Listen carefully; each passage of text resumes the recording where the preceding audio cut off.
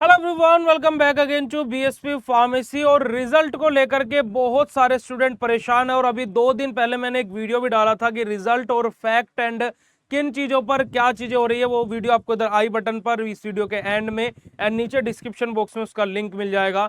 But हमें इस video में हम लोग किस चीज के बारे में बात करने वाले हैं कि रिजल्ट नहीं आ रहा है तो अब उसके अलावा अब हम लोग और क्या करें। बट अगर जो रिजल्ट नहीं आ रहा है तो व्हाट टू डू नेक्स्ट, हम लोग क्या कर सकते हैं, है ना। सबसे बड़ा सवाल यही है कि अब हम लोग आगे क्या करें। तो देखिए बेटा, बेसिकली सबसे पहला पॉइंट प्यारे बच्चों में यहां पर आप लोगों को एक यही बोलूंगा कि ये जो ट्रैप है, इस ट्रैप में हम लोगों को नहीं फंसना है। अब तक हम जैसे भी करके फंसते हुए आए हैं, कुछ भी कर रहे हो, बट हमें इस ट्रैप में नहीं फंसना है। क्यों नहीं फंसना है, देखिएगा। इसका सबसे बड़ा रीजन क्या है कि जब हमारे को एक चीज पता है कि मैंने थर्ड सेमेस्टर का एग्जाम दिया, ठीक है, मैंने थर्ड सेमेस्टर का एग्जाम दिया, चलिएगा, उसके बाद में मैं फोर्थ सेमेस्टर में आया या आई, ठीक है जी। अब मेरी ये रिस्पॉन्सिबिलिटी है आगे से ये चीज याद रखने, क्योंकि एक बार नहीं हुआ है, यूनिवर्सिटी हर बार ऐसा ही करेगी।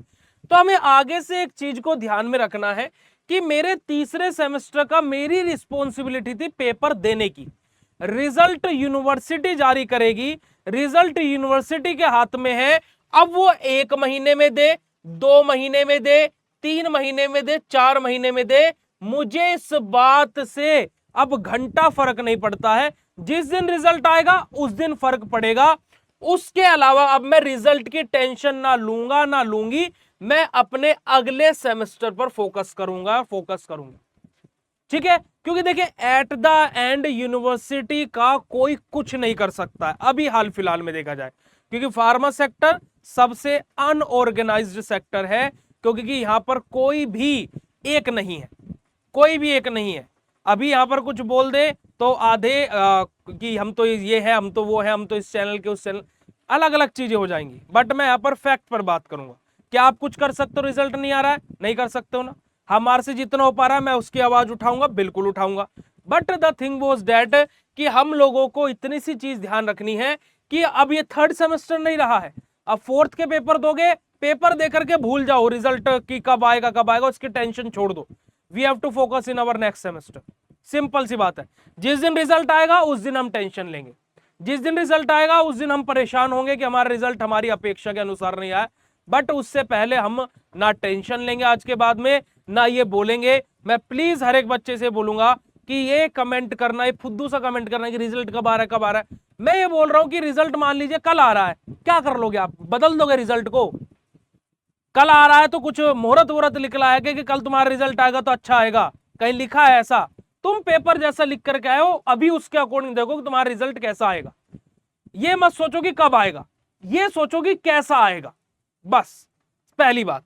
दूसरी बात, अगर जो हम अकॉर्डिंग टू सोर्सेज के बारे में बात करें तो रिजल्ट आने की जो संभावना है वो डेट बताई जा रही है, एक्सपेक्टेड डेट 10 से लेकर के 20 तारीख के बीच में रिजल्ट आने की पूर्णतः संभावना बनी हुई है कि रिजल्ट 10 से लेकर के 20 तारीख के बीच में आ सकता है। अब ये रिजल्ट 10 से 20 तारीख के बीच में आ गया है ना, चलिए आ गया, कोई बात नहीं। तो फिर उसके बाद में भी अगर जो आ गया फिर भी क्या करोगे तुम, तुम्हारे पास में भाई कोई ऑप्शन नहीं है, तुम कुछ नहीं कर सकते हो, हम भी कुछ नहीं कर सकते हैं। हम जस्ट खाली आपको गाइड कर सकते हैं, है ना। सिंपल सी बात है कि रिजल्ट जैसा आएगा हमें वो एक्सेप्ट करना पड़ेगा, हमें वो एक्सेप्ट करना पड़ेगा। हम उसको स्किप नहीं कर सकते हैं।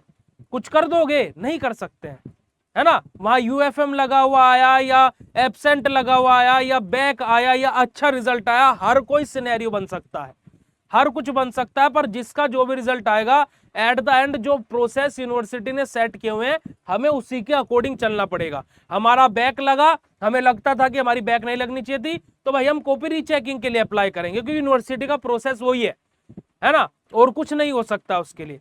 तो प्लीज प्यारे बच्चों, ये रिजल्ट के चक्कर में अपना आने वाला सेमेस्टर मत खराब कीजिए, क्योंकि यूनिवर्सिटी ये चाहती है कि आपका ये सेमेस्टर खराब हो। क्योंकि भाई यूनिवर्सिटी की कमाई कहां से हो रही है, तुम्हारे 50,000 रुपए मान लो साल का जा रहा है, 50,000 रुपए तुम्हारा साल का जा रहा है, वो यूनिवर्सिटी को थोड़े ना जा रहा है, वो तो कॉलेज को जा रहा है ना। यूनिवर्सिटी कहां से कमाई कर रही है, जो तुम्हारा एग्जाम फॉर्म है, जो तुम्हारा बैक का फॉर्म है, जो तुम्हारा कॉपी रीचेकिंग है, बस यही तो 3 मेन सोर्स है यूनिवर्सिटी के भाई, और सोर्स है ही क्या। और तुम कौन सा पैसा दे रहे हो यूनिवर्सिटी को? तुम क्या सोचे 50,000 यूनिवर्सिटी को जा रहा है, कॉलेज को जा रहा है? तो जो तुम एग्जाम फॉर्म भरते हो, फिर जो कॉपी का में बैक लग जाते हो तो जो बैक का फॉर्म भरते हो, या फिर जो तुम्हारा ये रीचेकिंग के लिए अप्लाई करते हो, तो यहीं से तो यूनिवर्सिटी कमाती है। और तुम लोग चाहते हो कि जो यूनिवर्सिटी चाह रही है तुम भी वही चाह रहे हो कि इस सेमेस्टर के एग्जाम के हो गए, मैं इसके अब रिजल्ट की टेंशन लेता रहूं, क्योंकि यूनिवर्सिटी यही चाह रही है कि तू ले टेंशन, उसके बाद में तुम्हारा ये चौथा सेमेस्टर खराब हो, या तो तुम यहां पर क्या है बैक का फॉर्म भरते हुए दिखाई दो, या फिर तुम यहां पर क्या है कॉपी रीचेक अप्लाई करते हुए दिखाई दो।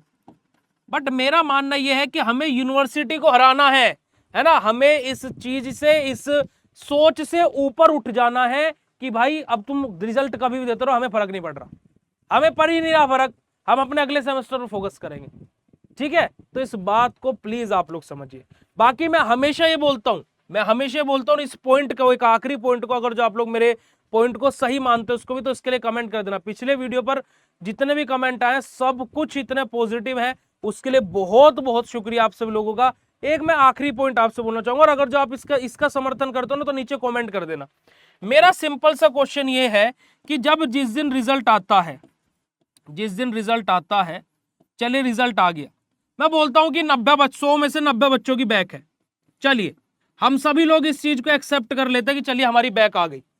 पर मेरा ये सिंपल सा क्वेश्चन है कि जब इन 90 बच्चों की बैक आई, इन 90 के 90 बच्चों ने रीचेकिंग के लिए अप्लाई किया, और इन 90 में से 85 बच्चे पास हो गए। रीचेकिंग के लिए जब अप्लाई किया तो इन 90 में से 85 बच्चे पास हो गए। इट मींस कि हमने जो 2800 रुपए दिए हैं पर सब्जेक्ट के हिसाब से, ये हमने क्या दी है, एक रिश्वत दी है यूनिवर्सिटी को, हमें पास कर दे।